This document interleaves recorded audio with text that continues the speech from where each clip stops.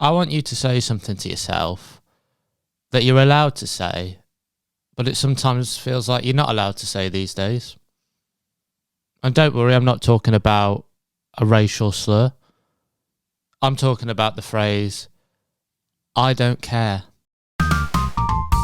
Some of the best days of my life have come when I've not given a fuck about anything. Apathy is so underrated, but I think it's necessary to get through life. I looked up the definition of apathy, and it's a lack of interest, enthusiasm, or concern. Interest, enthusiasm, and concern take up so much energy, man. And they are important. They can be useful for loads of stuff. Like, you want to put interest, enthusiasm, and concern into your job, if it's a job you want to do. Raising a baby, probably.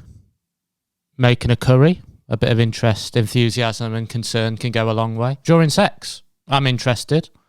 I'm enthusiastic, and you better believe I'm concerned. What I'm more on about is when it's wasted. If your interest, enthusiasm, or concern about something is gonna do fuck all, then what's the point in it? Like, I used to read the news a lot more than I do, and it used to get me dead angry.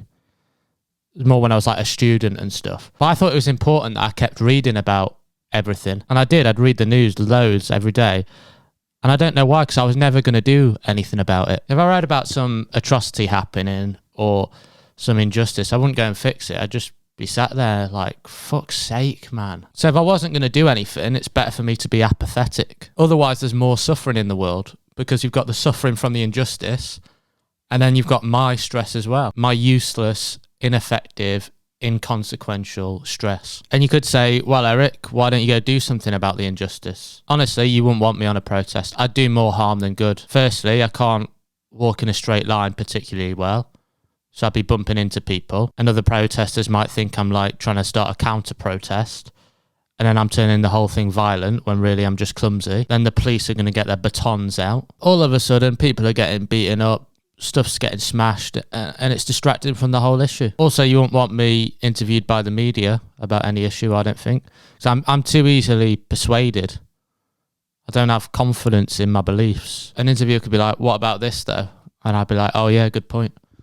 I renounce everything I previously thought. Also, some issues that are worth caring about are well complicated, and require so much reading and stuff, like how public spending should be allocated or something like that.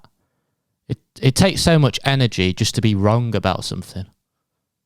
How much energy does it take to be right? There's always more bad stuff in the world than you have the capacity to be interested, enthusiastic, or concerned about. But I mean, I hope you're not enthusiastic about any of the bad stuff. This isn't the tone of this video. I don't want people to be engaging in schadenfreude or whatever the word is. Bad stuff is definitely bad, 100%. This isn't an argument against that. I just don't think you should go around feeling bad about it all the time, because that's a crazy way to live your life. Be worried about the stuff you can change. I even think you should be more apathetic about the things in your own life. I've been guilty, still guilty sometimes, of being like self-obsessed, and every little thing that I perceive as wrong in my life, I've examined and wasted hours on. It'd be far more productive if I went, all right, that's happened, I don't care about it anymore, just get on with it. It was far too stressful to be as neurotic as I previously was. I'm trying to be more detached now from things. It's much nicer. Sometimes I feel so detached from my own emotions that I now feel like I'm living vicariously through myself. I'm like, this guy's life seems cool, I'm going to root for him. I think it's unfair to expect people to care about everything worth caring about.